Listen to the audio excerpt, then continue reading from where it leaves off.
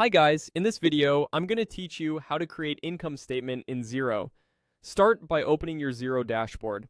If you manage multiple organizations, glance at the top of the screen to make sure you're in the right one before you continue. This ensures the report pulls data from the correct books and saves you from rerunning it later. Next, head to the top menu and click Reporting. This area holds all the standard financial reports. From here, choose Profit and Loss. In Xero, the profit and loss report is your income statement. It summarizes your revenue, direct or cost of sales, operating expenses, and ultimately your net profit or loss for the period you select. Think of it as a snapshot of performance over time, rather than a point-in-time balance. Before you run with the default settings, set the time frame you want to analyze. Click the date range control at the top of the report. A panel will open with preset options, things like this month, last quarter, year to date, as well as the ability to pick a custom start and end date.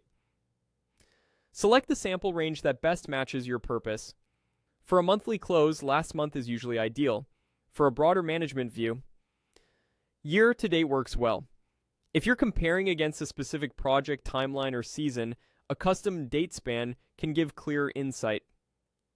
Consistency is key here. Using the same type of period across months or quarters makes trend analysis straightforward. After choosing the range, take a second to confirm what you see. If your report shows options for basis, note that accrual includes unpaid invoices and bills, while cash reflects money actually received and paid. Stick with the basis that aligns with your reporting needs, and keep it consistent across periods for accurate comparisons. Once everything looks right, click Update. Xero will refresh the profit and loss using your selected dates and settings. Now review the results. At the top you'll see income, followed by cost of sales or direct costs. Below that are your operating expenses, and at the bottom you'll find net profit or loss for the period.